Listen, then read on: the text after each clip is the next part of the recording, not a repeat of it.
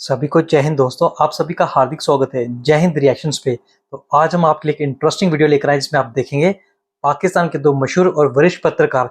एक तरफ आप देखेंगे आरजू काजमी को, इनको भारत में बहुत ज्यादा पसंद किया जाता है, और उनके साथ होंगे अवैज इकबाल साहब, जो है तो पाकिस्तानी मूल के पर वो अमेरिका में रहते हैं। और खास बात यह है कि वो अपने दमदार और बेबाक अंदाज के लिए जाने जाते हैं, और ये दोनों ही काफी निष्पक्ष बात करते हैं। तो ये वीडियो काफी जबरदस्त होगी जिसमें ये दोनों बात करेंगे हमारे प्यारे देश भारत के बारे में, और खुद पाकिस्तानी होने के बावजूद पाकिस्तान का जो प्रोपेगेंडा है उसको एक्सपोज करेंगे। तो ये वीडियो काफी जबरदस्त होगी, आपको बहुत कुछ जानने को मिलेगा। तो इसे अंत तक देखें, और चैनल पे नहीं है तो चैनल को सब्सक्राइब कर दें। जय हिंद, जय भारत।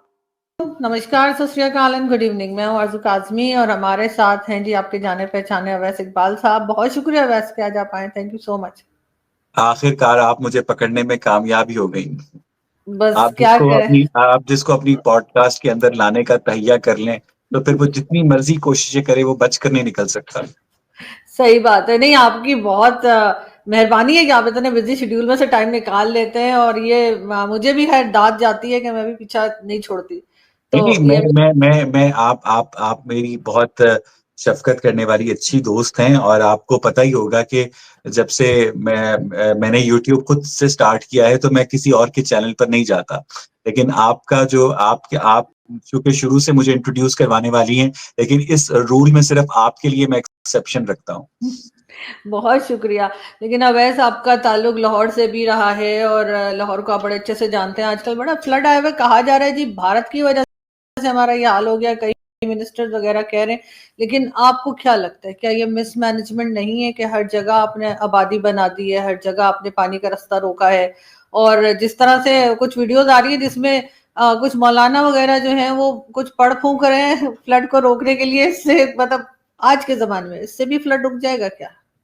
वैसे जिस तरह कोई भूसे के ढेर में से तिनका ढूंढता है ना, उसी तरह आप हजारों बातों के अंदर से जो सबसे ज्यादा चुभने वाली बातें होती है ना, वो ढूंढ कर लाती हैं और बाकायदा बड़े तरीके से उनकी नब्ज दबाती हैं। DGISPR लेफ्टिनेंट जनरल अहमद शरीफ साहब, मैंने उनको देखा कि वो किसी तालीमी इदारे के अंदर वो जो बातें करते होते हैं, हालांकि फौजियों का कोई काम नहीं है कि वो तालीमी इदारों के अंदर जाएं और वो भी यूनिफॉर्म पहन कर जाएं। तो अहमद शरीफ साहब भारत को मुखातिब करके कह रहे हैं कि तुम हमारा पानी बंद करोगे, हम तुम्हारा सांस बंद कर देंगे। तो उसके बाद देखिए कि अगर वफाकी वजीर मनसूबाबंदी एहसन इकबाल के बकौल, he is a sitting federal minister for planning, वो ये कहते हैं कि ये भारत की आबी जारियत है। ठीक है, मैं अव्वल तो इस बात को तस्लीम करने को तैयार नहीं हूं कि ये भारत की आबी जारियत है, क्योंकि सिंध तास मुआहदे के तहत अयूब खान जो है रावी के ऊपर से अपना कंट्रोल जो है खत्म कर चुके हुए हैं, और रावी का जो पानी है उसकी यूटिलाइजेशन जिस तरह से भी वाटर मैनेजमेंट है उसके ऊपर भारत का हक है। ठीक है, तो अगर फर्ज कीजिए in the worst case scenario कि ये भारत की आबी जाहिरियत है, तो मुझे ये बताइएगा कि पाकिस्तान मिलिट्री एकेडमी काकुल के अंदर जाहिरियत की किस्में होती हैं कि आपका कोई टैंक से इन्वेजन करेगा, या ये लोग तो माशाल्लाह से नजरियाती सरहदों के भी निगहबान हैं, नजरियाती सरहदों के भी ये निगहबान हैं, बहरी सरहदों के भी ये निगहबान हैं, हवाई सरहदों के भी ये निगहबान हैं, लेकिन आबी जाहिरियत इनके लिए आउट ऑफ सिलेबस है। प्लस इसका मतलब ये है कि ये जो कहते हैं कि हमारे पास दुनिया की नंबर 1 इंटेलिजेंस एजेंसी है जो उर्फ आम में ISI कहलवाती है, तो अपने आप को, तो ISI के पास ऐसी कोई इंटेलिजेंस नहीं थी कि भारत ये आबी जाहिरियत करने वाला है। अगर ये भारत की आबी जाहिरियत है तो इसका मतलब है कि ये आपका कंप्लीट इंटेलिजेंस फेलियर है, और DGISI को अपने ओहदे से मुस्ताफी होना चाहिए। और रही बात के जो मौलवी हजरात हैं, ये सैलाब के ऊपर बैठ के सपारे पढ़ रहे हैं, घुटनों घुटनों वहां जाकर नमाजें पढ़ रहे हैं, तो आप बहुत अच्छी तरह से जानती हैं कि अगर इबादत से, आप मेरे बारे में तो बहुत अच्छी तरह जानती है, बल्कि पूरी दुनिया जानती है कि अगर इबादत से सैलाब का या जलजले का रुख मोड़ा जा सकता तो फिर दुनिया में ना कहीं सैलाब आता ना कहीं जलजला आता। करतारपुर डूब गया, आपकी मसाजिद डूब गई, आपकी चर्चेस डूब गए, आपके मंदिर डूब गए, आपके गुरुद्वारे डूब गए। तो रिलीजियस एक्टिविटीज से ये लोग कोरोना के दिनों में अजाने दिया करते थे, लेकिन फिर जब मुल्क चीन से वैक्सीन आई तब जाकर इनको चैन आया। रिलीजियस एक्टिविटीज से इस तरह की कैलेमिटीज को नहीं टाला जा सकता। आरजू, बिल्कुल ऐसे ही है, लेकिन बहरहाल ये बातें भी चल रही हैं। साथ ही आपने जैसे गुरुद्वारों की बात की, तो करतारपुर कॉरिडोर जो बनाया गया है वो भी पानी में डूब गया, और उसके बाद कहा ये गया हमारे फील्ड मार्शल साहब की तरफ से भी कि जी सबसे पहले सिखों के जो गुरुद्वारे हैं उसमें से पानी साफ किया जाएगा और उन्हें कोई शिकायत नहीं होनी चाहिए। ये हमें इतनी ज्यादा हमदर्दी या इतना ज्यादा प्यार जो हमारा उबलता रहता है सिर्फ सिख कम्युनिटी के लिए क्यों है? ये बहुत पारसी, बहुत क्रिश्चियन, बहुत हिंदू बहुत बहुत अच्छा किसी को सवाल नहीं किया पूछते। आपने। हालांकि महाराजा रंजीत सिंह जो हैं वो अपने दौरे इक़्तिदार में लाहौर की बादशाही मस्जिद में घोड़े बांध चुके हैं। ठीक है, वो मस्जिद वजीर खान के एक मीनार के अंदर माई मोरा के साथ सुहागरात मना चुके हैं। ठीक है, सिखों को जो अपीज करने की स्टेट पॉलिसी है पाकिस्तान की, वो इस उम्मीद पर है कि सिख जो है नई दिल्ली के खिलाफ इस्लामाबाद के हक में उठ खड़े होंगे, जो कि मैं समझता हूं कि ऐसा नहीं होने वाला।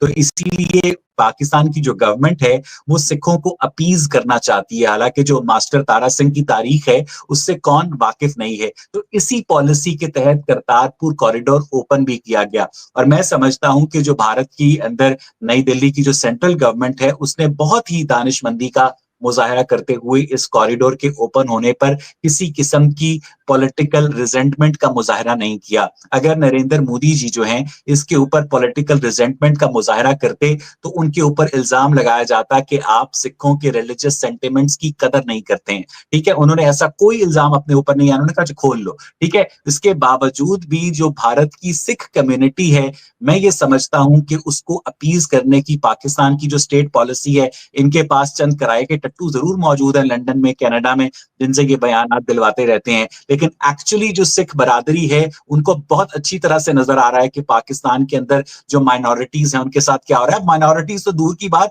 अब मौलवी के खिलाफ तौहीन रिसालत के फतवे दे रहा है। इंजीनियर मोहम्मद अली मिर्जा के साथ जो हुआ आपने बहुत अच्छी तरह से देखा। तो इस वक्त माइनॉरिटीज तो दूर की बात, ये जो मौलवी हैं ये एक दूसरे के दस्तों गरेबा हुए हुए हैं।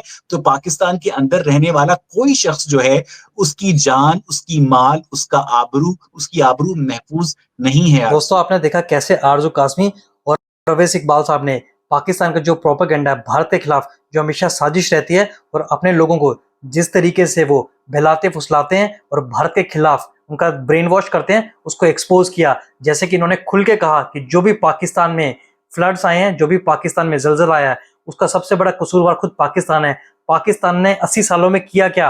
वो एक डैम भी नहीं बना सका। इनफैक्ट कि करतारपुर जो इतनी पूज्य जगह है उसको भी पाकिस्तान नहीं बचा सका। जबकि बात करें उसको भी पाकिस्तान नहीं बचा सका। चलाते हैं सिखों को अपीज करने का, इसका सबसे बड़ा मकसद यही है कि भारत के सिखों को भारत के खिलाफ खड़ा कर दिया जाए, पर ये कभी भी हो नहीं पाएगा क्योंकि इनका जो प्रोपेगेंडा है, इसको K2 फॉर्मूला बोलते हैं, यानी कि कश्मीर और खालिस्तान, इसको भारत सरकार और भारतीय मिलके कुचल देंगे। कि भारत का सिख हो और भारत का पंजाबी हो, वो बिल्कुल अच्छे से समझता है कि पाकिस्तान कैसे प्रोपेगेंडा कर रहा है। यहाँ तो सिखों को अपीज करने की कोशिश करता है, पर खुद जो पाकिस्तान में सिख रह रहे हैं उनकी बहु बेटियों के साथ क्या करता है, उनको कैसे दबाने की कोशिश करता है, ये जग जाहिर है और पूरी दुनिया में ये वीडियोस सामने आती हैं। बिल्कुल ऐसे ही है, लेकिन ये मौलवी तो बहुत अरसे से अवैस आप जानते हैं तो एक दूसरे के पीछे नमाज नहीं पढ़ते, तो ईद और बाकी जो त्योहार होते हैं उस पे एक हंगामा खड़ा कर देते हैं। लेकिन आप अमेरिका में, अमेरिकन प्रेसिडेंट आजकल बड़े मेहरबान हुए। मौलवी एक दूसरे के पीछे नमाज इसलिए नहीं पढ़ते क्योंकि हर मौलवी को खुद पीछे आने का शौक होता है। क्या बोलूं मैं इसमें? चले चल। लेकिन मुझे ये बताइए कि आप अभी अमेरिका में, और अमेरिका में जो है उस वक्त डोनाल्ड ट्रंप बहुत मेहरबान है पाकिस्तान पे और उनका बार बार तारीफें कर रहे हैं, लेकिन हमारे यहाँ अभी तक उन्होंने एम्बेसडर नहीं भेजे, जबकि भारत जिसकी वो बुराइयां करते रहते हैं, भारत में अमेरिकन एम्बेसडर मौजूद है, पाकिस्तान में कई साल से नहीं है। क्या वजह लग रही है आपको इस बात की कि क्यों अमेरिकन एम्बेसडर नहीं है, और क्यों ये हमारी इतनी तारीफें कर रहे हैं, और कितने अरसे चलने वाली है ये तारीफें? मुझे वो आपको आमिर खान की फिल्म याद होगी, अंदाज अपना अपना। तो आमिर खान उसमें अपने नाई बाप को कहता है, बाबूजी आज मैं बहुत खुश हूं। तो बाबूजी कहते हैं कि बेटा तू जब जब खुश हुआ है ना तब तब मेरा नुकसान हुआ है। ठीक है, तो जब जब पाकिस्तान के ऊपर अमेरिका मेहरबान हुआ है तब पाकिस्तान का नुकसान हुआ है।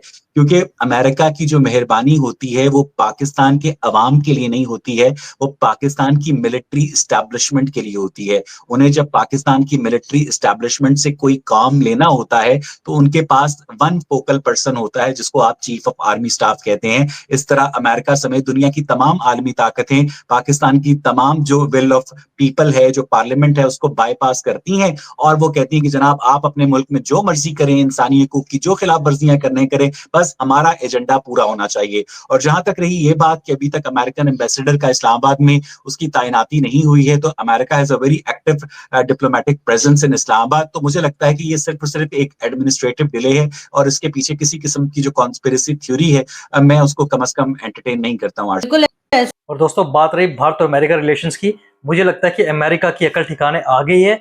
जैसे उसने भारत की तस्वीरें देखी हैं चाइना और रशिया के साथ, जैसे प्रधानमंत्री मोदी का जो दबदबा रहा एससीओ में, जहां पे वो पुतिन और शी जिनपिंग के साथ हर तरीके से मिलते हुए नजर आए, मुझे लगता है ट्रंप की आंखें खुल जाएंगी और जल्दी वापस अमेरिका भारत के पास आएगा और अमेरिका और भारत के रिश्ते अच्छे होंगे। दोस्तों आशा करता हूँ इन दोनों की बातें आपको काफी पसंद आएंगी। अगर ये वीडियो आपको अच्छी लगी है तो इसे लाइक और शेयर जरूर कर दें और अपने विचार हमें कमेंट सेक्शन में लिखकर जरूर बताएं। और एक बार फिर चैनल पे नए तो चैनल को सब्सक्राइब कर दें। जय हिंद, जय भारत। हर तरीके से मिलते हुए नजर